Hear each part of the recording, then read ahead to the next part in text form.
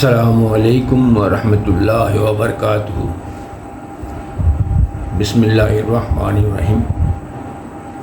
সুপ্রিয় দর্শক মণ্ডলী,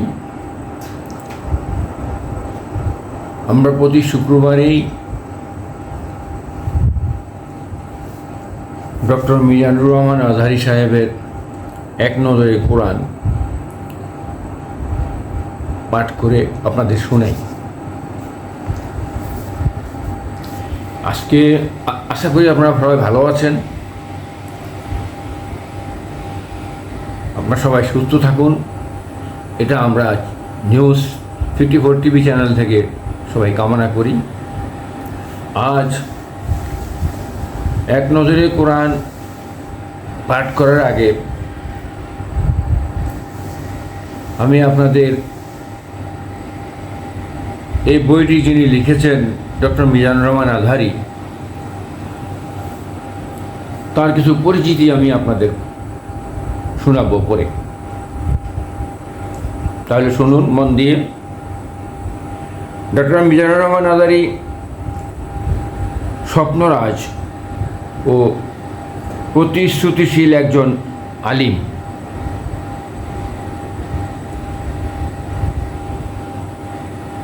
মার্জিত ও রুচিশীল মনোনয়নের এক ব্যক্তিত্ব, যিনি ডুবে থাকেন নানা কল্যাণমুখী ভাবচিন্তায়।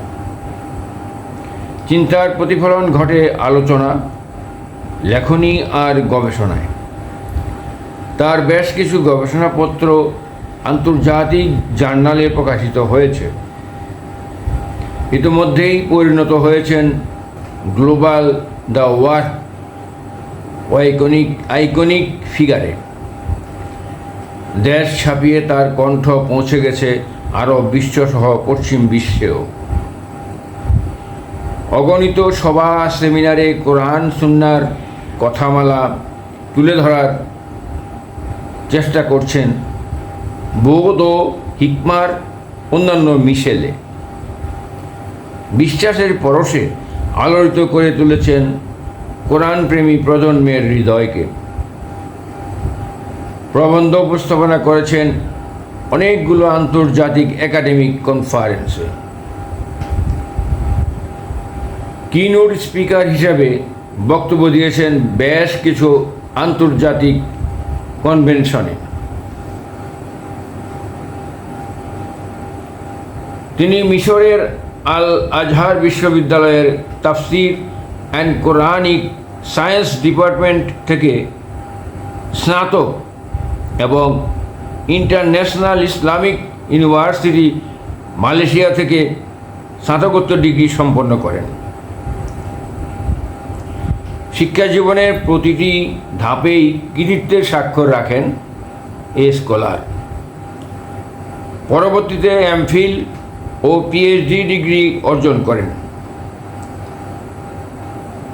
এমফিলে তার থিসিসের বিষয় ছিল human embryology in the holy Quran এবং পিএইচডি থিসিসের বিষয় ছিল human behavioural pattern in the holy Quran. পুরো একাডেমিক জীবন কেটেছে কোরআন গবেষণায়, আর স্বপ্নগুলো রাঙিয়েছেন কোরআনের রঙে।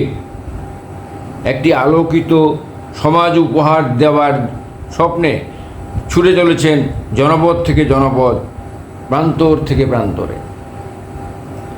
ডক্টর মিজানুর রহমান আজহারি সাহেব একজন স্বপ্নবাজ ও প্রতিশ্রুতিশীল একজন আলিম।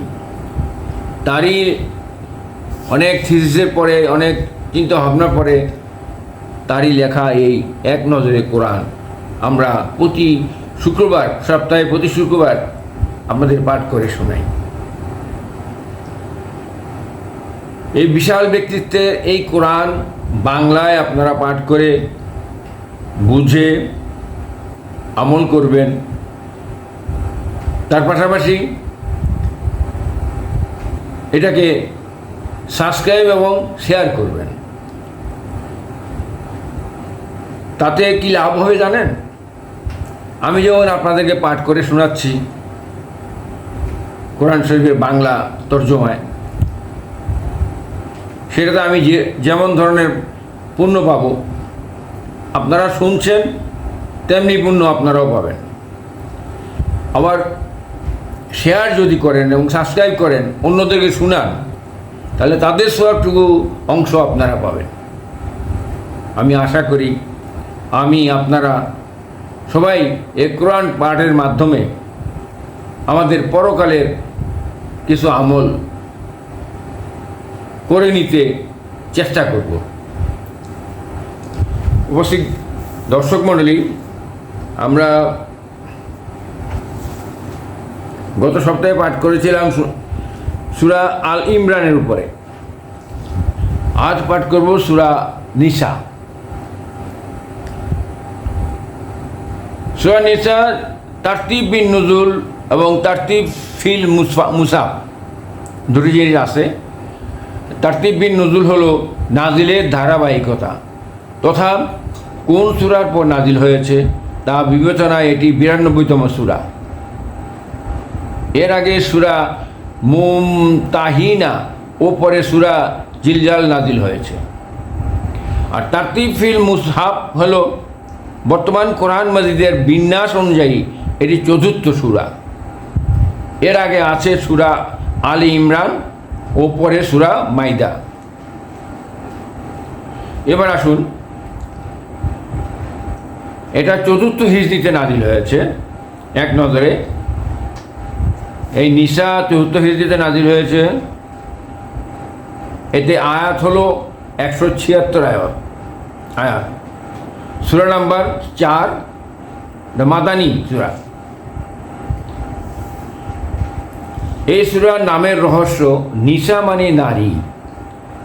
এই সূরার অনেকগুলো আয়াতের নারীর অধিকার নিয়ে আলাপ করা হয়েছে, যেমন বিয়ে, মোহরানা, ভরণ পোষণ, ওয়ারিশি সম্পদে তাদের ভাগ, এতিম নারীর সাথে আচরণ ইত্যাদি। সেখান থেকেই সূরার নাম হয়েছে নিসা। এই সূরায় নারীর মর্যাদা ও অধিকার প্রতিষ্ঠার ব্যাপারে বিশেষ জোর দেওয়া হয়েছে। কোরআনে গোটা একটা সূরার নামই যেখানে দেওয়া হয়েছে নারী, সেখানে ইসলামে নারীর আলোচনা কতটা ব্যাপক, নারীকে কতটা গুরুত্বের চোখে দেখা হয় তার বুঝবার বাকি থাকার কথা নয়। এই সূরার মেজর থিম হলো: ১. নারী ও এতিমের অধিকার, বিয়ে ও পারিবারিক জীবন। ২. ওয়ারিশ সম্পদ বন্টন নীতি, বাবা মা ও আত্মীয়দের হক। ৩. সমাজে নারী পুরুষের দায়িত্ব বন্টন, সমাজে বিশৃঙ্খলা সৃষ্টির দায় ও শাস্তি।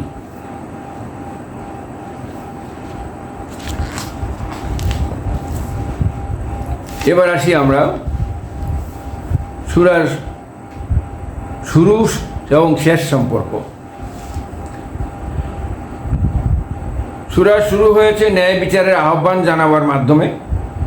বলা হয়েছে, মানুষ, তোমরা তো একই আত্মা থেকে সৃষ্টি হয়েছ, তাই একে অন্যকে ঠকিও না, দায়িত্ববোধ শেখো। আর সূরার একেবারে শেষে এসে ওয়ারিশি সম্পদের বন্টন নীতি আলোচনা করা হয়েছে। তার মানে সূরার শুরুতে মানুষকে দেওয়া হয়েছে ন্যায্যতার শিক্ষা, আর শেষ অংশে এসেছে সম্পত্তি ভাগাভাগির সময় সেই শিক্ষা বাস্তবায়নের আদেশ। অন্য সূরার সঙ্গে এই সূরা নিসার সম্পর্ক কি? এই সূরার আগের সূরাটি হলো সূরা আল ইমরান, যার শেষ আয়াতে মুমিনদের উদ্দেশ্যে আল্লাহ তাআলা বলেছেন, আল্লাহর অবাধ্যতা থেকে নিজেকে বাঁচিয়ে রাখো যাতে তোমরা সফল হতে পারো।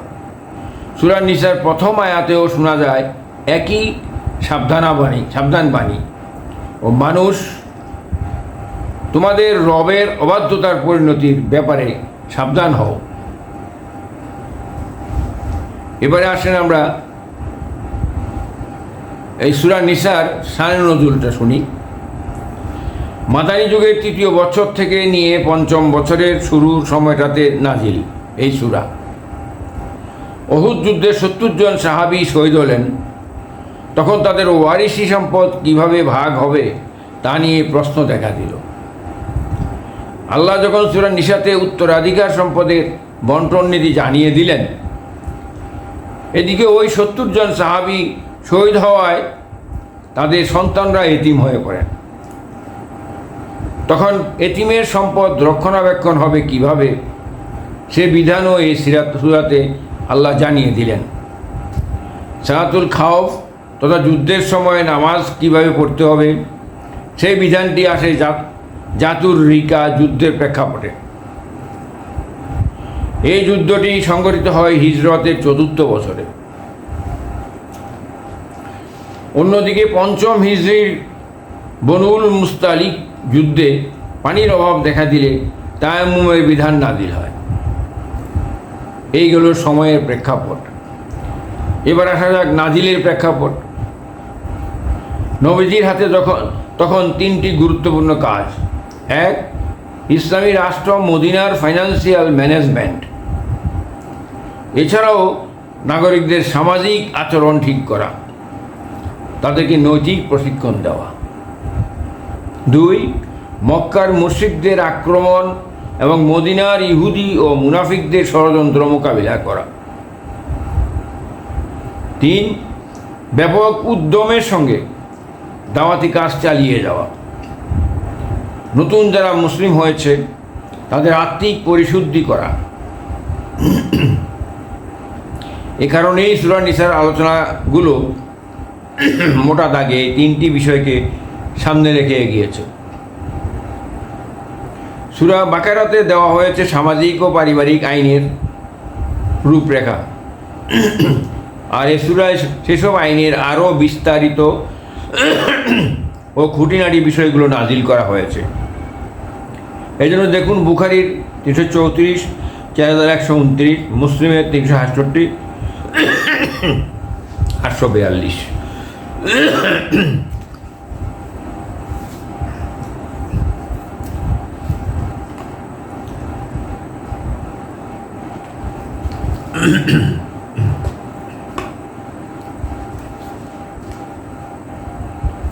এবার আসুন সূরা নিসার সেগমেন্ট। প্রথমত অধিকারের নতুন সংজ্ঞা, দ্বিতীয়ত ক্ষমতার নতুন বিন্যাস, তৃতীয়ত যুদ্ধবন্দী ও অমুসলিমদের অধিকার। অধিকারের নতুন সংজ্ঞা হলো জাহেলি যুগে সুযোগ সুবিধা সবটা ছিল পুরুষ ও নেতা গোছের লোকদের জন্য। আল্লাহ সেটা ভেঙে দিলেন, নারী, শিশু, এতিম এরকম বঞ্চিতদেরকে অধিকারের আলাপে যুক্ত করলেন। নারী, শিশু, এতিম এরকম বঞ্চিতদেরকে অধিকারের আলাপে যুক্ত করলেন। ক্ষমতার নতুন বিন্যাসে আছে,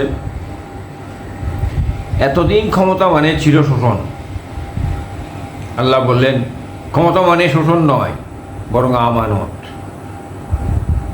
ক্ষমতাবানদের অবশ্যই ন্যায্যতার ভিত্তিতে রাষ্ট্র পরিচালনা করতে হবে,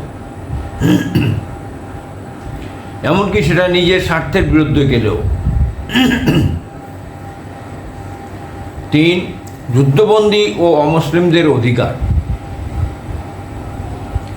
মানুষের প্রতি ভালোবাসা,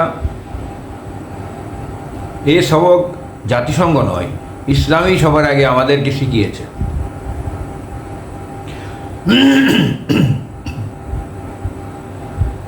যুদ্ধকালীন পরিস্থিতিতে নারী, শিশু ও বেসামরিক নাগরিকদের প্রতি আচরণ কেমন হবে, যুদ্ধবন্দীদের সাথে আচরণ কেমন হবে, সূরার শেষ ভাগে এসেছে এসব আলোচনা।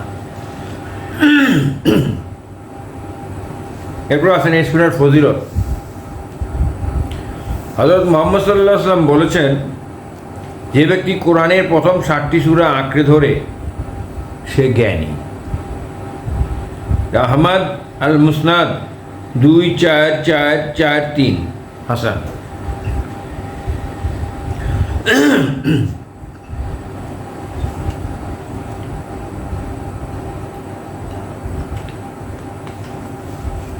এবার আমরা আসি কজ অ্যান্ড ইফেক্ট।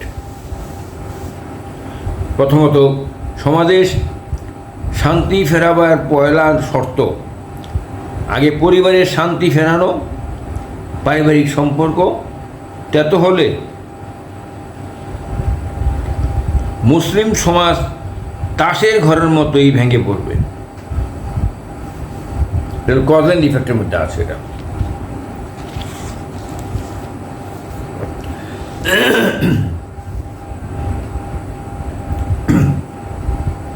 এবার এই সূরার গতিপথ, সেন্ট্রাল থিম ঐক্য সহমতির এক সমাজ বিনির্মাণ করা, যার ভিত্তি হবে তাওহীদ। এক, আদর্শ সমাজ। একটি আদর্শ সমাজ গড়ে তোলার মূল নীতি, মানুষ হিসেবে মানুষের যে দায়িত্ব তা মনে করিয়ে দেওয়া হয়েছে এই সূরায়। দুই, তাওহীদের প্রতি দাওয়াত। ইহুদি খ্রিস্টানদেরকে সঠিক দিন ইসলামের দিকে আহ্বান জানানো হয়েছে। সেই সাথে মানব জাতিকে বোঝানো হয়েছে মানুষ হিসেবে তোমাদের কিছু দায় দায়িত্ব রয়েছে, অধিকার। তিন, নিফাক থেকে মুক্ত হওয়া জরুরি। মুনাফিকি ও জিহাদ কখনো একই সাথে চলতে পারে না। মুনাফিক চেনার উপায়ও বাতলে দেওয়া হয়েছে এখানে। চার, ইহুদি খ্রিস্টানদের কর্মপদ্ধতি ও তার জবাব। ইহুদি খ্রিস্টানদের মন গড়া বিভিন্ন দাবি তুলে ধরে সেগুলোর জবাব দেওয়া হয়েছে, সেই সাথে কথা হয়েছে ইতিহাস পর্যালোচনা। সেই সাথে করা হয়েছে ইতিহাস পর্যালোচনা। এখন আমরা এই সূরার কেস স্টাডি দেখি। সহিহ মুসলিমের একটি হাদিসে এসেছে, একবার নবীজি দীর্ঘ সময় ধরে দোয়া করলেন, তারপর সাহাবীদের দিকে ফিরে বললেন, আমি আমার রবের কাছে 3টি জিনিস চেয়েছি, তিনি আমাকে 2টো দিয়েছেন, বাকি একটি দেননি। আমি আমার রবের কাছে দোয়া করেছি আমার উম্মতকে যেন দুর্ভিক্ষ দিয়ে ধ্বংস না করে, তিনি আমার দোয়া কবুল করেছেন। আমি আমার রবের কাছে দোয়া করেছি আমার উম্মতকে বন্যায় ডুবিয়ে যেন ধ্বংস না করেন, তিনি আমার এই দোয়াটিও কবুল করেছেন। আমি আমার রবের কাছে আরও দোয়া করলাম আমার উম্মত যেন নিজেরা ঝগড়া বিবাদ, মারামারি ও খুনোখুনিতে না জড়ায়, তিনি আমার এই দোয়াটি কবুল করেননি। এটা নবীর কথা, আমাদের কথা না। নবীজির এই দোয়াটি আল্লাহ কবুল না করার কারণ তিনি আমাদেরকে পরীক্ষা করতে চান। এই সূরায় আল্লাহ আমাদেরকে ঐক্যবদ্ধ থাকার আদেশ দিয়েছেন বহুবার। এমনকি উহুদ যুদ্ধে ঐক্যবদ্ধ না থাকার পরিণাম কি হয়েছে হাতে কলমে তা ধরিয়ে দিয়েছেন। তাই এই বিষয়টি নিয়ে আমাদের গভীরভাবে চিন্তা করা উচিত। এই ব্যাপার দেখতে হবে আপনার মুসলিম 2890 নম্বরে। এরপরে আসি এই সূরায় কোন আয়াতে কি কি আছে সেটা আমরা দেখি। আবার কেউ সকল মানুষের সৃষ্টি একটি মাত্র আত্মা থেকে, এতিমদেরকে ঠকানো যাবে না, মোহরানা দিয়ে একাধিক বিয়ে বৈধ। আয়াত হলে 1 থেকে 6 নম্বর আয়াতে এই ব্যাপারে আছে এই সূরায়। তারপর আছে সম্পদের উত্তরাধিকারে নারী পুরুষ উভয়েরই দাবি আছে, তবে তাদের হিস্সা সমান নয়, এটাই আল্লাহর ফয়সালা। এটা 7 নম্বর থেকে 18 নম্বর আয়াতের মধ্যে এই ব্যাপারে আলোকপাত করা আছে। এবারে আসুন, মোহরানার টাকা নারীর ব্যক্তিগত সম্পদ। যেসব নারীকে বিয়ে করা হারাম তাদের তালিকা, সকল ক্ষেত্রে প্রবৃত্তি দমন জরুরি। এই ব্যাপারে আলাপ আছে 19 থেকে 28 নম্বর আয়াতে এই ব্যাপারে আলাপ করা আছে। এরপর আসি, নারী পুরুষদের দায়িত্ব আলাদা। নারী পুরুষের দায়িত্ব আলাদা। এই দায়িত্ব পালনের মাধ্যমে সৃষ্টি হবে সভ্য সমাজ, কিন্তু ইহুদি খ্রিস্টানরা তা হতে দিতে চায় না। এবার আলোকপাত করা আছে 29 থেকে 57 নম্বর আয়াতে। তারপরে দেখুন, শাসক যতক্ষণ আল্লাহ ও তার রসুলের বিধান অনুযায়ী শাসন করবে, গণমানুষ ততক্ষণ মেনে চলতে বাধ্য থাকবে। এরপরে আছে 58 থেকে 70 নম্বর আয়াতে। এরপরে আসেন আবার কেউ যুদ্ধের নির্দেশনা আসার পরিপ্রেক্ষিতে মুনাফিকদের ষড়যন্ত্র, এদেরকে চিনতে ভুল করা যাবে না, হত্যার বিধান নাজিল হলো। এই ব্যাপারে আলাপ করা আছে 71 থেকে 93 নম্বর আয়াতে। মুজাহিদ ও বসে থাকা ব্যক্তি সমান নয়, সফরে ও জিহাদে নামাজ সংক্ষেপে করার অনুমতি, সর্বত্র ইনসাফ ও সমতা কায়েমের নির্দেশ। এই ব্যাপারে আছে 94 নম্বর আয়াত থেকে 113 নম্বর আয়াতে। চিন্তা ও আমলের পরিশুদ্ধি, শিরকের ব্যাপারে সতর্কতা, কেননা এই গুনাহের কোনো ক্ষমা নেই, আর বিশুদ্ধ ইমানের পুরস্কার জান্নাত। এই ব্যাপারে আলাপ করা আছে 114 নম্বর আয়াত থেকে 136 নম্বর আয়াতে আলাপ করা আছে, দেওয়া আছে। এরপর আসেন মুনাফিকদের বৈশিষ্ট্যসমূহ, কুফরের জঘন্য ফলাফল ও ইহুদিদের কর্মকাণ্ডের পর্যালোচনা। এটা আছে 137 থেকে 162 নম্বর আয়াতে। এরপর আছে জানানো হলো নবী রাসূল পাঠানোর উদ্দেশ্য, দেওয়া হলো আহলে কিতাব সহ সমগ্র মানব জাতির প্রতি উপদেশ। এটা আছে 163 থেকে 176 নম্বর আয়াতে। এই সূরাটি মোট 176 আয়াত নিয়ে গঠন করা হয়েছে। এরপরে আসি আমরা রিফ্লেকশন বা তাদাব্বুর। নারীর অধিকার, নারীর নিরাপত্তা, নারীর প্রতি সহনশীলতা, এই শব্দগুলো অন্য কারো নয়, আমাদের মুসলিমদের। একটা সময়ে ইউরোপে নারীদের প্রাণী হিসেবেও বিবেচনা করা হতো না, নারীদের প্রাণী হিসেবেও বিবেচনা করা হতো না এক সময়। তারও বহু আগেই নারীকে সম্মানের আসনে বসিয়েছেন ইসলাম। কিন্তু দুঃখের বিষয়, দুঃখের কথা, এই শব্দগুলো আজ বেহাত হয়ে গেছে। এগুলো এখন তথাকথিত বাম সংগঠন, ধান্দাবাজ বুদ্ধিজীবী আর বেহায়া নারীবাদীদের অস্ত্র। এই অস্ত্রগুলো ব্যবহার করে ওরা আমাদেরকে রীতিমতো ঘায়েল করে। কিন্তু এর পেছনে আমাদের দায় কি কোনো অংশে কম? সমাজের 95% পুরুষ এখনও নিজের বোনকে ঠকায়, আর এই ঠকানোর কায়দা কৌশল অত্যন্ত পরিকল্পিত। বাবা মারা গেছে, কম হলে কম করে হলেও বছর 20 হবে, অথচ ওয়ারিশ সম্পদ ভাগ বাটোয়ারার নাম গন্ধ নেই। বোনদের জমিতে দিব্যি হাল চাষ করে খাচ্ছে ভাইয়েরা। এক সময় চাপে পড়ে ভাগ বাটোয়ারার আয়োজন করে বটে, কিন্তু এবার আরেক দফা জুলুম। বাড়ির জমিতে বোনদের ভাগ নেই, ভালো জমিতে ভাগ নেই।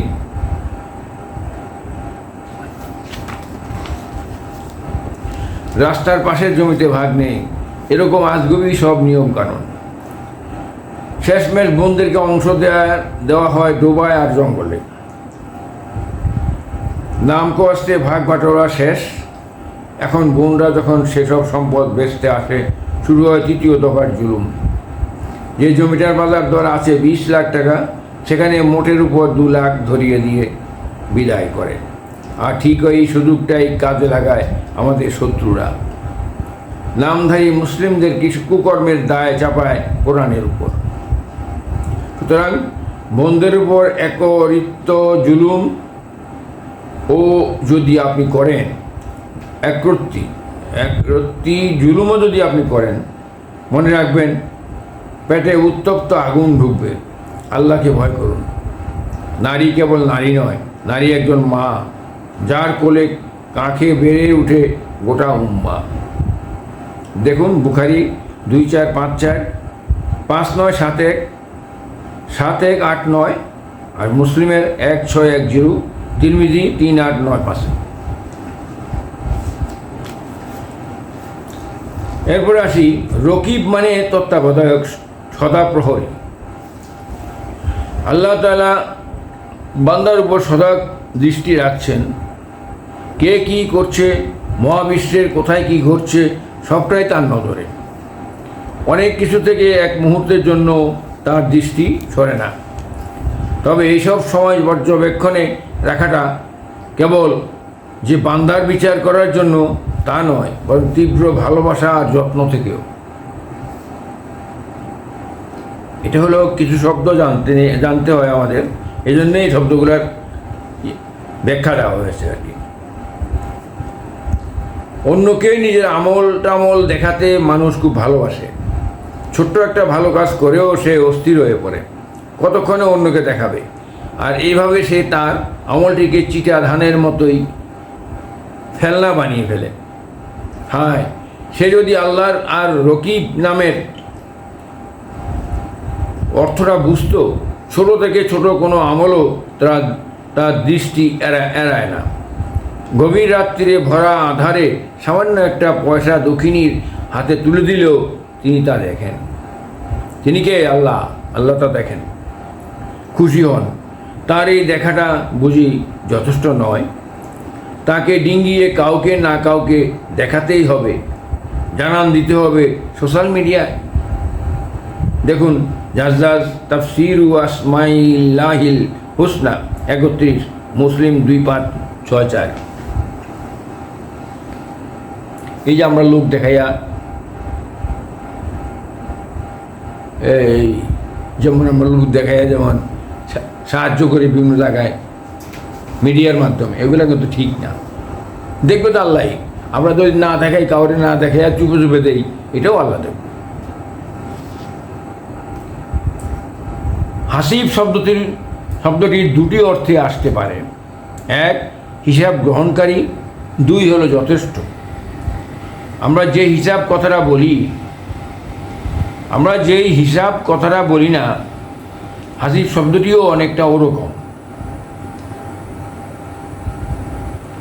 আল্লাহ তাআলা আমাদের প্রত্যেকটি কাজকর্ম হিসেব করে রাখেন। কিয়ামতের দিন আবার গুনে গুনে সেসবের প্রতিদান দেবেন। তার মানে আল্লাহর হাসিব নামটি আমাদেরকে শেখায় কাজ করবার আগে ভেবে চিন্তে করা উচিত। ছোট্ট একটা খারাপ কাজ করার সময়ও ভাবুন আল্লাহ কাজটি শুনে রাখছেন। আবার ছোট্ট একটি ভালো কাজ ছেড়ে দেবার আগেও ভাবুন কাজটি ছোট হলেও আল্লাহ তো খবর রাখছেন। তার হিসেবের খাতায় তো ছোট বড় সবাই যোগ হয়। তাহলে কাজটি কেন ছেড়ে দেব? এবার আসা যাক পরের অর্থটিতে। হাসিব মানে আল্লাহ যথেষ্ট। আল্লাহ আমাদেরকে বিপদ থেকে বাঁচাবার জন্য যথেষ্ট, খাওয়া পড়ার বন্দোবস্ত করার জন্য যথেষ্ট, আমাদের যাবতীয় প্রয়োজন মেটানোর জন্য যথেষ্ট। জীবনের সেসব ক্ষেত্রে যদি আমরা এই ছোট্ট কথাটি মনে রাখতে পারি, তাহলে আমাদের জীবনটা হয়ে উঠবে অনেক বেশি সুন্দর। এজন্য সবসময় আমরা একটি দোয়া পড়তে পারি, যে দোয়াটি আগুনে নিক্ষিপ্ত হবার পর ইব্রাহিম আলাইহিস সালাম পড়েছিলেন।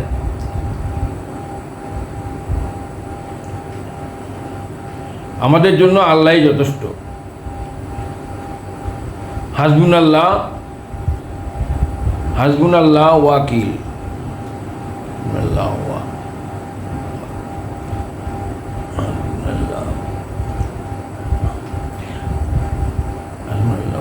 হাসবুনাল্লাহ ওয়া নি'মাল ওয়াকিল।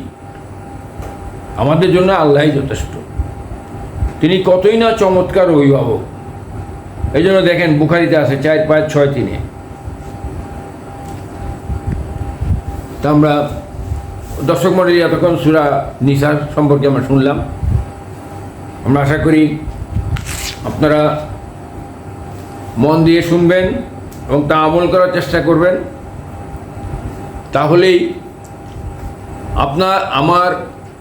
আপনাদেরকে পাঠ করে শোনাও সার্থক হবে। আপনারা যদি এটা শোনার পরে শেয়ার করে অন্যদেরকে জানান, তাহলে আপনাদেরও সার্থক হবে। কারণ আপনারাও পরকালের জন্য একটা সওয়াব পাবেন, আমি যেমন পাবো আপনারাও পাবেন, যারা দেখবে তারাও পাবে। আমাদের মেইন সম্বল, আসল সম্বল পৃথিবীর থেকে বিদায় নেওয়ার পরে এই কোরআনকে আমল করতে আমরা একে অপরকে সহযোগিতা করব। এটাই হলো আমাদের বড় আমল। এই কোরআনই একদিন আমাদের আখেরাতে আমাদের পক্ষ হয়ে দাঁড়াবে আল্লাহর কাছে। আপনারা যেভাবে থাকুন না কেন, ভালো থাকুন, সুস্থ থাকুন। আমরা চাই আপনারা প্রতি শুক্রবার এক নজরে কোরআন ডক্টর মিজানুর রহমান আজহারী সাহেবের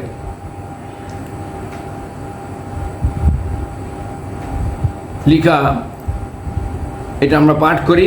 আপনারা প্রতি শুক্রবার শুনবেন এবং অন্যদেরকে শেয়ার করবেন, সাবস্ক্রাইব করবেন। তাহলে আপনারা দুনিয়া এবং আখেরাতের দুদিকেরই সব পাবেন, বেনিফিট পাবেন। সবাই ভালো থাকুন, সুস্থ থাকুন।